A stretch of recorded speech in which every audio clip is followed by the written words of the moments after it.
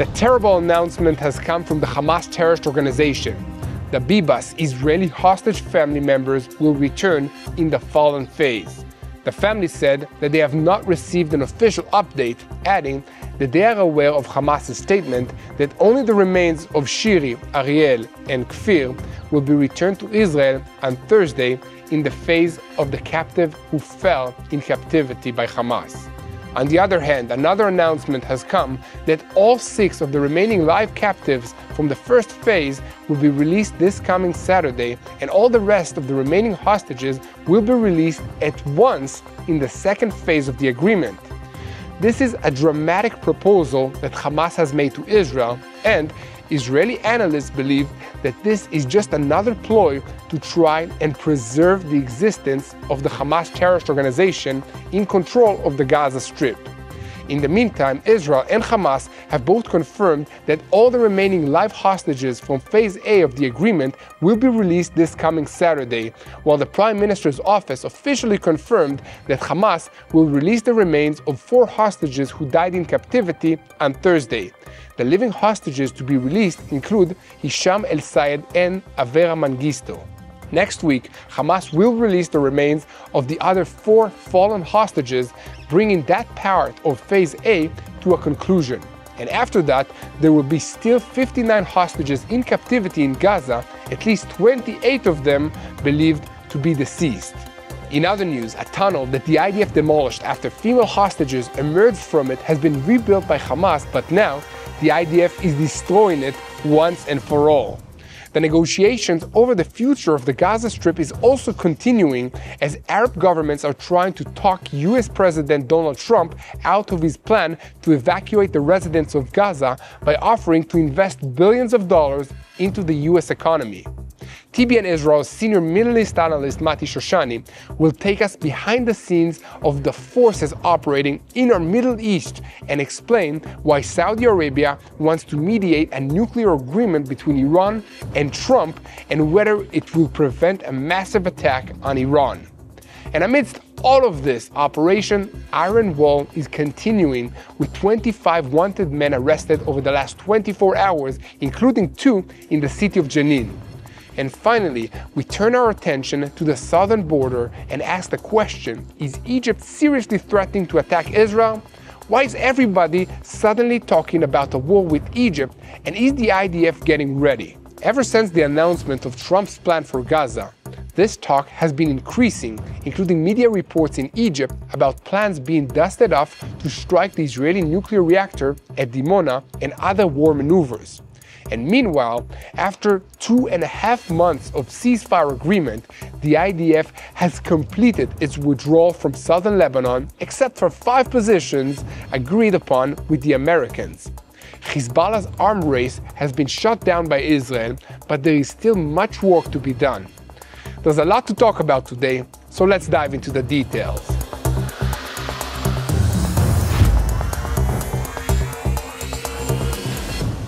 I'm Yair Pinto, and this is your Boots on the Ground report about what is happening in Israel on day 502 of the war with Hamas, Hezbollah, the Houthis in Yemen, the Shia militias in Iraq, as well as the terror organizations in Judea and Samaria. All of them are taking their orders from the Islamic Revolutionary Guards Corps of Iran, which is the head of the axis of evil in the Middle East. A moment before we begin, I'd like to invite you to subscribe to our YouTube channel, TBN Israel, so that you can stay tuned to the truth and know how to pray for the peace of Jerusalem. This is what it's all about. I also want to remind you of our crucial campaign to rebuild Israel. Since October 7th, rockets have devastated the land of Israel, destroying over 57,000 acres of forests. Your support will help restore hope and revive the land. So join us in this effort by donating today at www.tbn.org/rebuildisrael, and together we can make an impact in this land. Hamas has conveyed to Israel a new proposal for the second phase of the hostage deal. So according to reports, the new proposal is that the framework of releasing hostages in phases will be scrapped, and instead Hamas proposes to release all the remaining hostages at once. Behind the proposal lies a strategic motive, as in the second phase of the deal, the release of prisoners is no longer at the top of Hamas's priorities. Instead, the organization seeks to guarantee its survival in the Gaza Strip, either formally or informally. The meaning of the proposal is that Hamas is trying to leverage holding the hostages in order to secure its continued existence in the Gaza Strip, while offering Israel everything for everything. The release of all the hostages in return for guaranteeing its political future in Gaza. And meanwhile, in the immediate future, the office of Prime Minister Benjamin Netanyahu issued a statement on Tuesday evening saying that in the negotiations in Cairo, understandings were reached under which on Saturday, 6 living hostages from Phase A will be released. On Thursday, 4 deceased hostages will be handed over to Israel in accordance with the agreement. 4 additional deceased hostages are expected to be handed over to Israel next week. A political source added, if the Cairo agreement is realized, this is an important achievement for Israel. And elsewhere, senior Hamas official Khalil El-Haya said in an official statement, we decided on Thursday to hand over 4 bodies of hostages in preparation for the second stage of the negotiations on the agreement. The handing over of the remaining bodies will be completed according to what was agreed upon in the 6th week of implementing the agreement. 6 prisoners of the occupation, which is how Hamas refers to the hostages that it kidnapped, who are alive, will be released on Saturday, including Hisham El-Sayed and Avera Mengistu, in exchange for Palestinian prisoners. So, media outlets around the world reported on Tuesday's dramatic announcement by Hamas regarding the release of 6 living hostages this coming Saturday and 4 deceased hostages tomorrow. Most of the coverage focused on the part about Shiri Bibas and her small children, Ariel and Kfir, being amongst the hostages whose remains will be returned on Thursday because they died in captivity by the Hamas terrorist organization. The footage of their abduction has been seen around the world, shocking many people and becoming a symbol of the cruelty of Hamas. In the various reports, the Israeli clarifications that their fate has not yet been verified were emphasized, as well as the Bibas family's own statement that they have not yet received an official notice of their death. However, after 501 days of hope for a miracle, we are now left with a grave fear that the worst might indeed have happened. The Bibas family announced that they are aware of Hamas's statement that Shiri Bibas and the small children, Ariel and Kfir, will return the day after tomorrow, Thursday, in the deceased hostage phase. They issued a brave statement on the matter, saying that until we receive certainty, our journey is not over.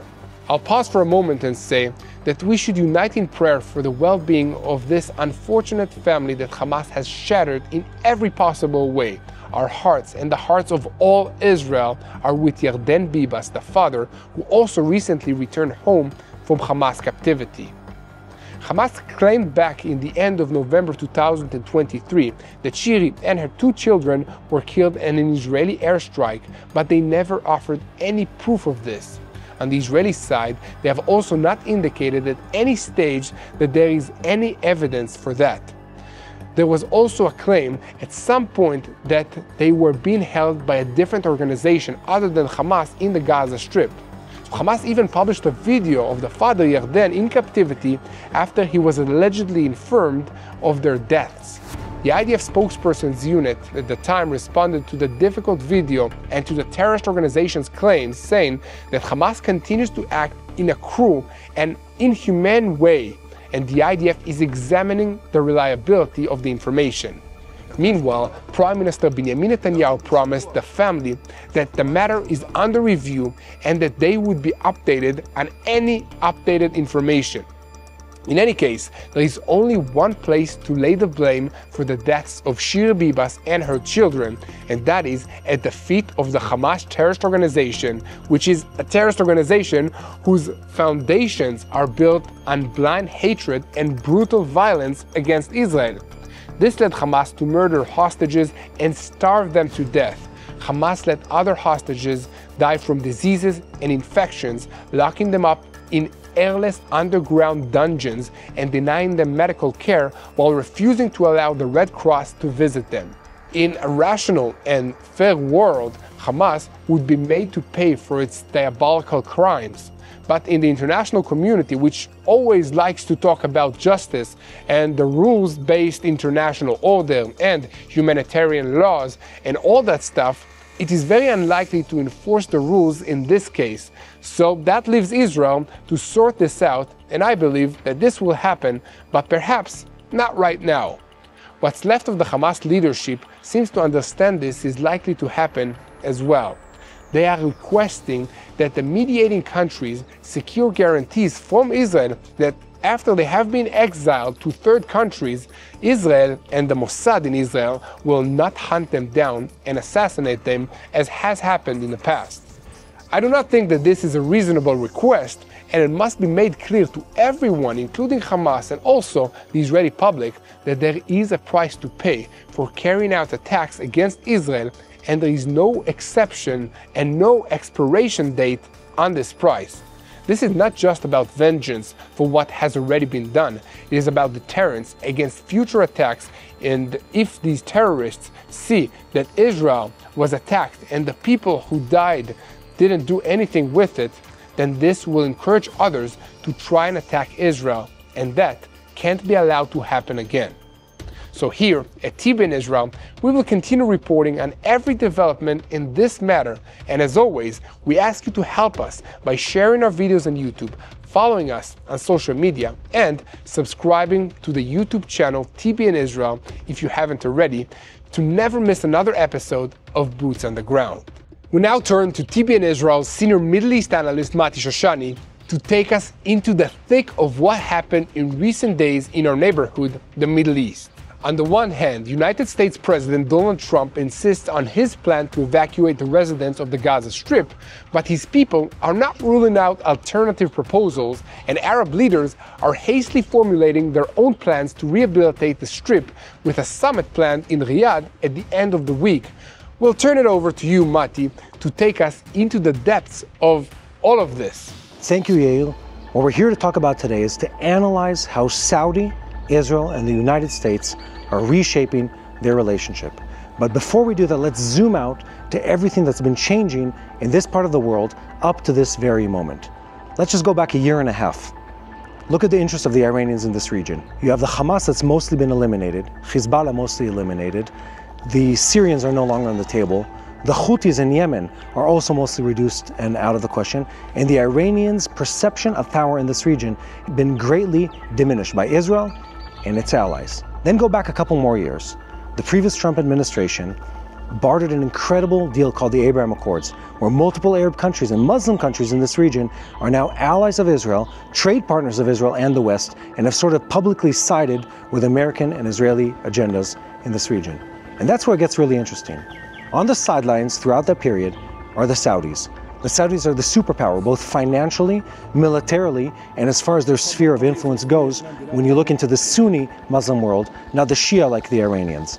And they've been watching carefully to see how the cards will fall, how things will sort of settle after this last war, and how Israel, together with the US, will reshape the power balance in this region. And they've done exactly that. They've waited cautiously, and now is their time to take action. They've seen Iran lose its power grip in this region. They've seen the US under the new Trump administration step hardly into action to move and reshape the power balances in this region. And they're seeing other countries, Egypt, Jordan, capitulate to the demands of the Trump administration. And here's where it gets interesting. For them, as this turn of event takes place, they're looking at things differently. And they're saying, how can we, the Saudis, now be more influential in this region? How can we have a stronger grip on what happens? How can we leave a mark that is greater on this region? And that agenda plays exactly into the agenda of the United States government led by the Trump administration. The Trump administration has clearly said, we're not going to be the ones to pay for all these changes in the region. There are those who want to pay, there are those who want to shift the agenda, move the conversation in their direction, and Saudi is on the top of that list. They have the deep pockets, They have the will to be influential in this region. They want to trade and they want stability. And all of that comes from a U.S. agreement with Saudi and with Israel. So where do we see that come into action? The Saudis have been involved with the negotiation, the ceasefire agreement between Israel, Hamas, and then bartered, of course, by the Saudis, the Qataris, the Americans, and several other countries, the Egyptians, for instance. But not only that, we're seeing them being part of the conversation when it comes also to the next day agenda in this region. Next day being, how do we deal with Iran's sphere of influence? And that's a big one for the Saudi people. The Saudis fear the Iranians to a greater degree than people can imagine. Saudi is reliant as an economy on oil trade, and the Iranians have the power, the willingness, and the weaponry to destabilize and disrupt the trade of oil in this region. All it takes is a couple missiles strategically aimed at oil refinery plants within Saudi, or ships carrying Saudi oil to other countries to deeply disrupt the Saudi economy. And they're afraid of that, and they're concerned of that, and they're acting accordingly. So the Saudis don't want to just scare the Iranians, they want an agreement with the Iranians. And they're the ones who could possibly do that. Now, the Trump administration is saying we're going to put sanctions on the Iranian government stronger than ever before. Maximum pressure campaign against the Iranian economy. We're going to aid Israel and all its agenda in this region. Again, also to put pressure on Iran and its proxy forces. But Saudi wants more than that. Saudi wants Iran to join into an agreement with them that will stabilize this region. Saudi wants the Iranians to be brought into an agenda that is more long-term in its perspective versus the short-term phase of this negotiation. The Saudis know that democracies, or in democracies, governments come and go, and they want also after the Trump administration to have a more stable economy and a more stable relationship with the Iranians in this region. And here's what gets interesting also for Israel. Israel wants the Iranians to be dealt with as a long-term issue. And part of the way to do that is to strengthen the relationship with the Saudis. So yes, going through Saudi is a way to stabilize the Iranian agenda. The reason being is because we all benefit, Israel, Saudi, and all the other countries in the region, when the Iranian agenda of proxy warfare and destabilizing other countries in the region is put on a back burner. We don't think we're going to eliminate their government's agenda overnight, but we can and hopefully will weaken their resolve in destabilizing and continuing to fight. How would that look? It could look like an American-led agreement that would bring the Saudis to the table to a long-term agreement with Israel. That could also resolve the issue between Israel, the Palestinians led by the PLO or by the Palestinian Authority within Judea and Samaria, and also bring another player into the negotiation as what happens with the next day solution for Hamas militants and Hamas government in the Gaza Strip. That's where this really gets interesting. The Saudis want to invest funds to get a stakehold in this region. The Americans want the Saudis to invest funds so they're not the ones footing the bill for everything that happens in this region. The Saudis want American guarantees of American support in the case of any hostile attacks by the Iranians in the Arabian Sea and the Red Sea, which the Americans would give them if they were part of an agreement. And Israel wants all of the above. We want stability. We want the Iranians to be sort of controlled and reduced in their influence and sphere of negative effect in this region. We want an agreement with Saudi, and we want a longer-term solution for the ongoing conflict with the Palestinians in Judea and Samaria, and more specifically in Hamas-led Gaza Strip. This case study of how the US, Saudis, and Israel are working on reshaping the power balance in the Middle East is an exact example of how things can look if the Trump administration has its way with its larger plan for the Middle East. People thought that what President Trump was saying was just a speculative idea or something that was coming unprepared for, but it's exactly the opposite of that. The Trump administration has exemplified that they came well prepared to the table to push forward a plan that is good for Israel and other countries in this region. And the path to doing so, the path to stability, the path to peace, the path to long-lasting financial prosperity in this region is by stabilizing economies, trade agreements, and countries. And what that requires is it requires bringing the Saudis into the game to be a valued partner in bartering peace and long-lasting trade agreements in this region. It requires also stabilizing a relationship with the Iranians where they're not only dealt with a stick but also offered carrots afterwards, of course, after they dismantle their nuclear program, to come back as a, let's call it, viable player in this region. The Saudis look at this as an opportunity to stabilize. What are they looking at? They're looking at the Iranian threat of a nuclear plan and saying to the US and other countries around the world, help us choose. Help us choose between fearing Iran and going down the militant way, or entering an agreement where you guys, the US-led coalition, and Israel of course, back us so we don't have to pursue our own nuclear program, and at the same time don't have to fear the Iranians reaching nuclear capability. In the Middle East, you never really fully solve an issue. It always sort of stays in the background one way or another. The people are different in their name and leadership role, but it's sort of the same agenda again and again. Saudi doesn't imagine, and neither does Israel, that the Iranians are going anytime soon.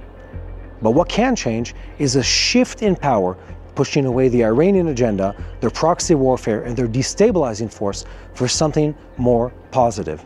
A positive change of events where Iran is in the back room and not involved, or they are brought to the table with incentives to dismantle their nuclear program and abandon the way of proxy warfare. And the Saudis want to see the US pushing that agenda, an agenda where they get to trade with other countries, where they are backed on a military level by the US in their interest in this region, where they get to trade with Israel and others, and where there's a longer lasting solution that sort of brings down the heat on the political conversation regarding the Palestinians, and also brings financial prosperity and raises the level and the position and stature of the Saudis in this entire conversation. One of the big issues on the table is the Palestinian problem. The Saudis have been very, very clear that they will not go to a full agreement with Israel or with the US without resolving what they call the Palestinian agenda. The Saudis are positioning themselves as bold leaders in the Arab world. They want to be the voice of reason. They want to be sort of the entity that people turn their eyes to when they need someone to barter a deal, when they need someone to stabilize a region. And for that to happen, they want to do something substantial when it comes to the Palestinians in Judea and Samaria and in the Gaza Strip. How might that look? Time only will tell, but it'll probably involve some kind of longer-term agreement and shift in the relationship between Israel and the Palestinian Authority, and possibly creating another entity, Palestinian Authority-led or otherwise, in the Gaza Strip that will resolve the problem of Hamas governance in that area. Now back to Yair, Pinto. Thank you, Mati Shoshani, for the explanation and connecting the dots. Please continue spreading the truth by sharing our videos on YouTube and following us on social media. And don't forget to press that subscribe button if you haven't already. We now shift our focus to the northern arena, where the IDF has completed its withdrawal from Lebanon after 4 months of intense operations, which included the destruction of thousands of Hezbollah terror infrastructures in the villages close to the border. Now, the armored engineering and the infantry forces that secure the operational activity have all been redeployed to the Israeli side of the border with Lebanon, leaving just a few hundred soldiers deployed in 5 new outposts that the IDF established near the border. These are dominant and strategic positions to ensure the security of the Israeli residents, and they are located inside Lebanon. The purpose of the move is to protect exposed communities such as Metula and Shlomi, and to control potential infiltration routes of Hezbollah. This is the first time in 25 years that the IDF troops will be deployed on Lebanese soil on a semi-permanent basis. No one wanted this, but this is the situation that Hezbollah has created. So despite the Lebanese opposition, the new outposts were deployed in coordination with the American-French mechanism that is responsible for enforcing the ceasefire between Israel and Lebanon. And meanwhile, the Lebanese army is conducting unprecedented government operations against Hezbollah, including sweeps in southern Lebanon. Still, Israel continues to monitor the situation cautiously and clarifies that it will respond to any violation by Hezbollah. And additionally, the forces deployed on Israel's side of the border, facing north, have been massively reinforced, bringing the total size to nearly 3 times what it was before the war began. This, in addition to the clearing of most of the tunnels, bunkers, weapons depots, and other infrastructure that Hezbollah has built up in preparation for an attack, is believed to be sufficient to allow the tens of thousands of residents of northern Israel to return to their homes. So, in summary, the IDF is reorganizing itself at the northern border with a new deployment intended to prevent Hezbollah from returning to its previous positions while maintaining a strong military force ready to respond. It's also important to mention that residents of the villages adjacent to the border in Lebanon have begun to return and survey the damage.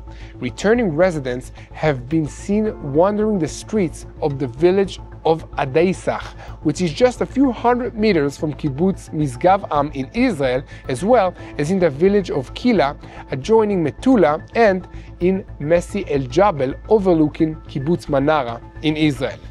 It is important to realize that these 5 outposts inside the Lebanese territory will be used by the IDF troops for the foreseeable future, and this will be essential for providing quiet and security in the area, not only for Israelis, but for these Lebanese villages as well. The Lebanese National Army is not yet ready to deploy in these areas and provide the necessary security, and until they are, the IDF has no choice but to carry out the mission of protecting Israel's border communities.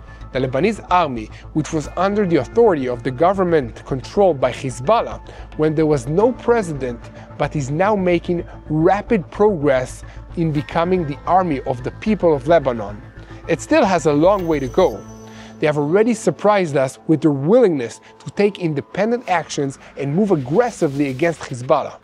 It's a good start, but it is too soon to declare this issue resolved, and it is too soon to hand over responsibility for the security of the border region to the Lebanese National Army. So, here at TBN Israel, we will continue to update you on every development in that matter, and once again, we ask you to help us by sharing our videos on YouTube, following us on social media, and of course, don't forget to subscribe to the channel TBN Israel if you haven't already. Now, switching our focus to the region of Judea and Samaria, where Operation Iron Wall is in full swing.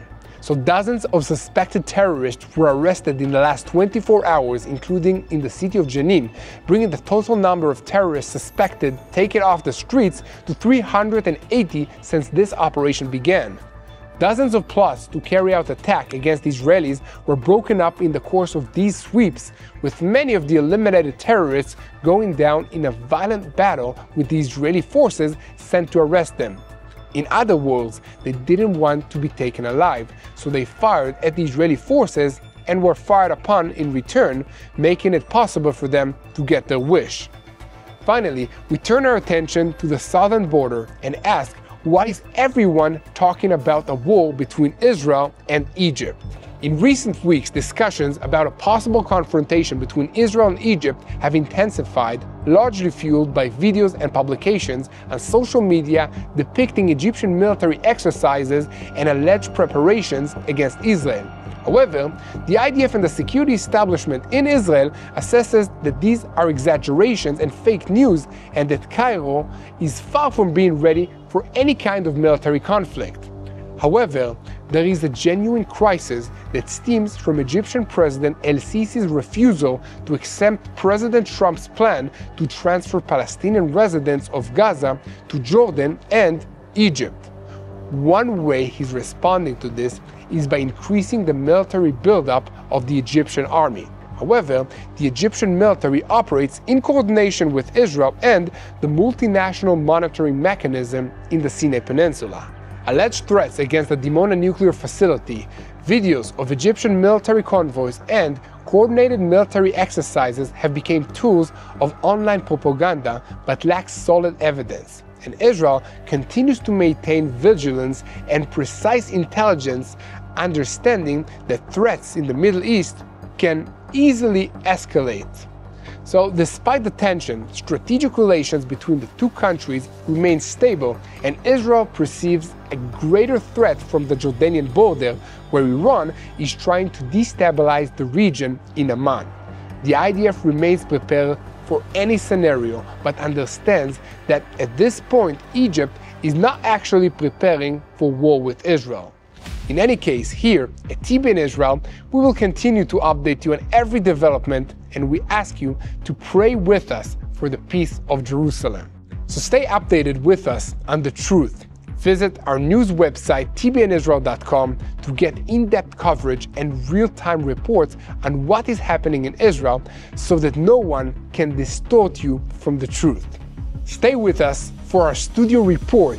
I will now pass the broadcast to Shmulik Smadja in our studio in Jerusalem. Over to you, Shmulik. Thank you, Yair. What a great joy to be here in Jerusalem with two really good friends, but more than that, friends of Israel. Pastor Samuel Rodriguez, a long-time friend of Israel. Bishop Robert Stern, what a great joy having you here. You've been standing with Israel for many, many years. It's the middle of the war. You guys still chose to come, and you brought, through Eagle's Wing, a group of 30 pastors with you. What's your first impression? Well, I partnered with a dear friend of mine for 30 years, Eagle's Wings, and we brought 35 very influential Latino Christian leaders from America and Latin America. And my first impression is, for such a time as this, listen, with great due deference, we love Israel. The Christian church, the evangelical church, loves Israel. But we wanted to go beyond praying for Israel. What about actually showing up, standing with Israel in this troubled time? So being here right now, we truly believe it's a prophetic assignment. It demonstrates solidarity in a very critical hour to demonstrate to the world that this nation is still standing. You know, I immediately go to the verse in James that says, faith without works is dead. You know a friend is a friend when they show up not at your birthday party, but when something's going wrong in your life, right? The true friends show up in difficult times.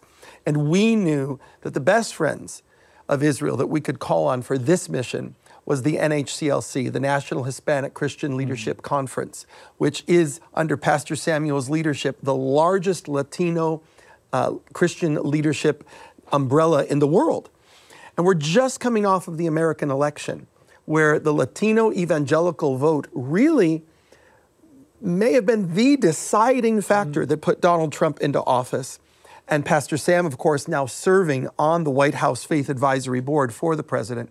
So this partnership is rock solid in leading the way, saying we can't just have faith. Our love for Israel can't be a little magnet on our refrigerator that says pray for Jerusalem.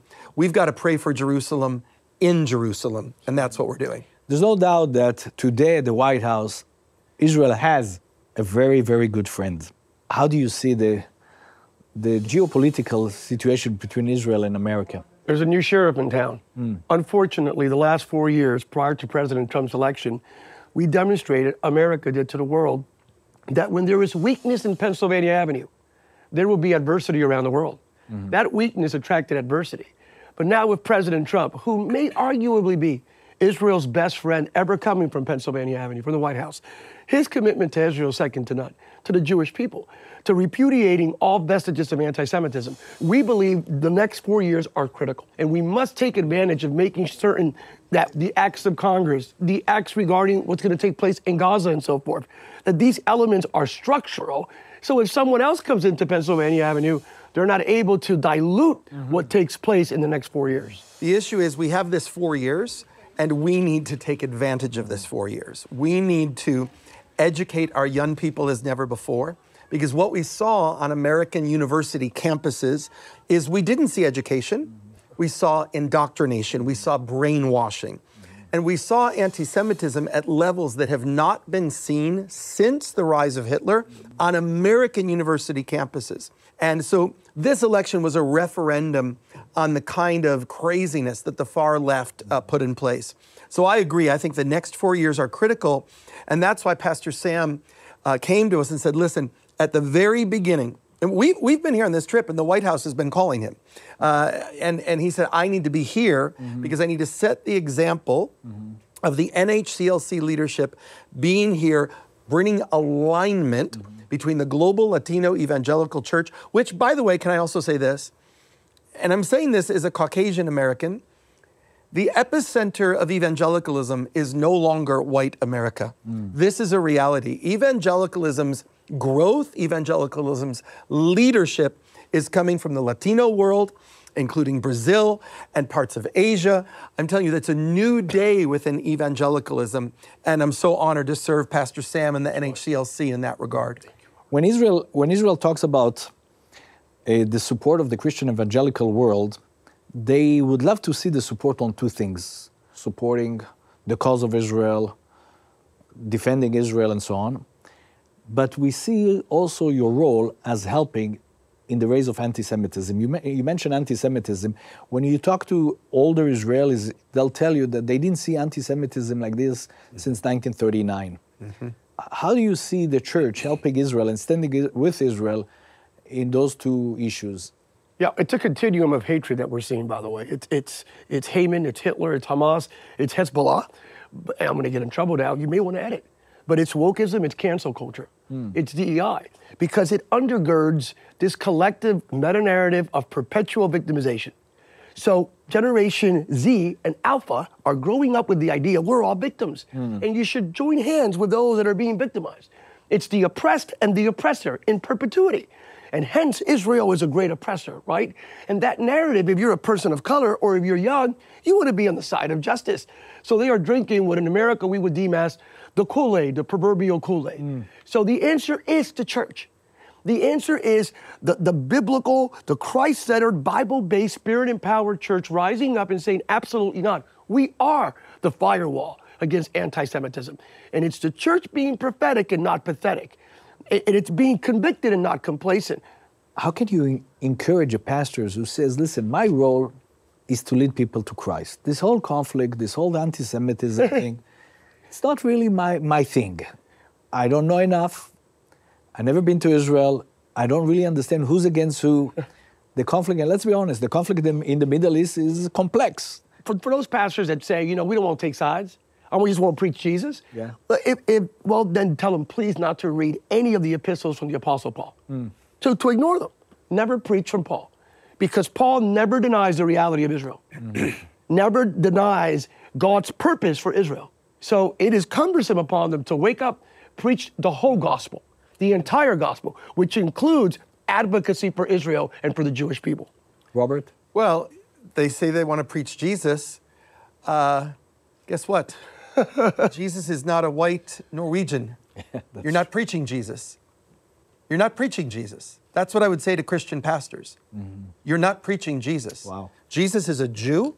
Yeah. He's rooted firmly within his Jewish context.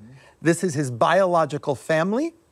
And respectfully, with all the love in my heart, you're following an antichrist. Wow. That's who you're following. You're following a false image of Jesus if you don't see a direct connection between the covenants of God that are established with Abraham, that are affirmed in David, that are realized and then go to the nations through Yeshua, who is from this place, and is going to return right there. So if your heart is not fixed on this city and this place, you are not yet understanding or introduced to biblical Jesus. Beautiful. Robert, since the beginning of the war, you've been coming to Israel nonstop. I'm sure your friends at home told you you're crazy. And not only you came, you brought also your children. And you brought always groups of pastors. What made you do that? Listen, my family and I were here, on October 7th. We were here. we were at the hotel that I'm at right now when the alarm went off. The alarm went off and my kids came in and said, Dad, what's this? And I told them, I'll go back to bed. It's probably just a normal terror attack. How sad. Normal terror attack. How sad that that's the mentality that Israel has to live under, that they live with sirens on a regular basis. So it took probably a half hour, 45 minutes before people realized the severity of what was going on. One of the chief commands of Scripture is that we bear witness. We bear witness. The word talks about our testimony. I have to be here on the ground. I have to be boots on the ground. We had dinner the other night with the niece of one of the hostages who was just released. Wow. You have to humanize this pain and understand it because it moves you to action. And that is why every Christian around the world must purpose at least once in their life to come and worship the Lord in Jerusalem. The Muslims have Hajj. The Jews keep the feasts to this day. Catholics go to Lourdes and to Medjugorje and make spiritual pilgrimages. Evangelical Christians must come get to know Jesus in the land of his birth and know more important time to be here than in the midst of the battle. I said one more thing. I asked this group yesterday. I said, have you felt safe here? Completely safe. I'm in New York City 2 or 3 times a month. I was in New York City 3 weeks ago, and I was mugged and robbed in New York City. Whoa. Mugged and robbed in New York City on the streets of New York City 3 weeks ago, robbed. Nothing's ever happened to me here. They talk about, oh, the Jews are spitting on Christians. I've been here for 32 years. Nobody's ever spat on me.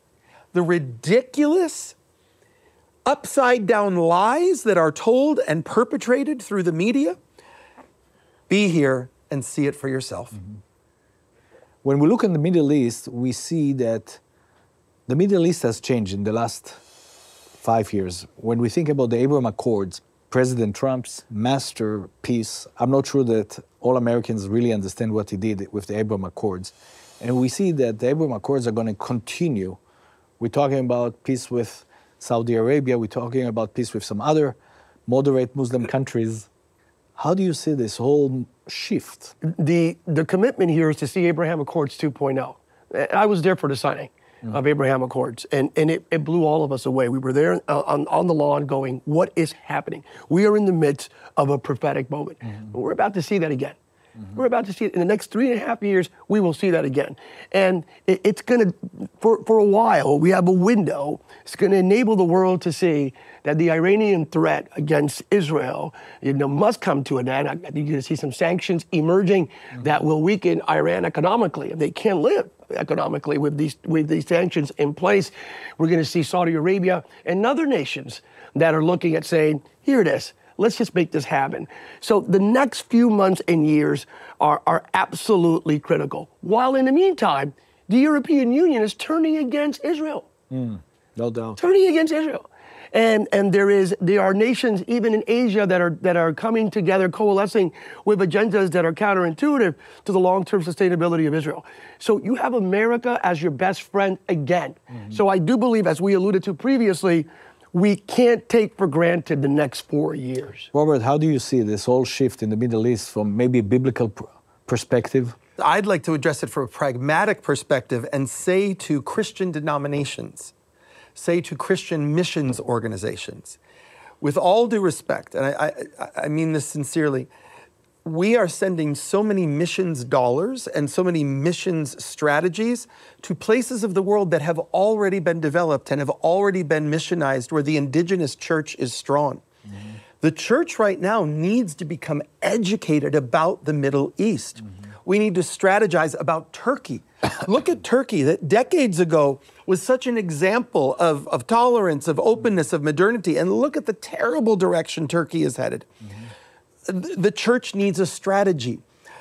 You begin to see a thawing in Saudi Arabia. The church needs a strategy. I think it's an opportunity. Absolutely. I think the Abraham Accord and the second stage of Abraham Accord is a huge opportunity for the gospel. Guys, for closing, I always like to ask people, we're sitting here behind us is the beautiful city of Jerusalem, Mount of Olives, Mount Moriah. Samuel, do you have any special word for people in this tough time here in Israel? This is a holy place. It's a prophetic place with beautiful people. And we can't be dormant about this. Today's complacency is tomorrow's captivity. Wow. Beautiful. Robert? I would say that we're living in Isaiah 2. The mountain of the Lord has been established as chief among the mountains. All nations will stream to it. We're living in a day where the miracle of the rebirth of the Jewish state, the return of the Jewish people, the resurrection of the Hebrew language, it's all happening in this time. God is still writing the Bible. It's right here. Come and be a part of it. Amen, amen. Guys, as an Israeli, as somebody who was born here, not far away from this studio, grew up here, it's really encouraging to see people like you who are standing with no compromising, standing with a voice, clear voice with Israel. I just want to thank you. You know, we're going through a hard time. We believe that the future will be bright in the Middle East. We believe for way better days in Israel. But I just want to thank you. Thank you for doing what you do. And may God bless you. Our honor, our privilege. Thank you. Back to you, Yair. Thank you, Shmulik. And guys, Stay tuned to the truth and keep praying for the peace of Jerusalem. Hello, this is Mati here in Jerusalem with TBN Israel. This is Yair Pinto from TBN Israel here in Jerusalem. TBN Israel is keeping viewers informed with Israel-focused news, culture, and what God is doing in this land. Support TBN Israel today online at tbn.org/Israel. Thank you.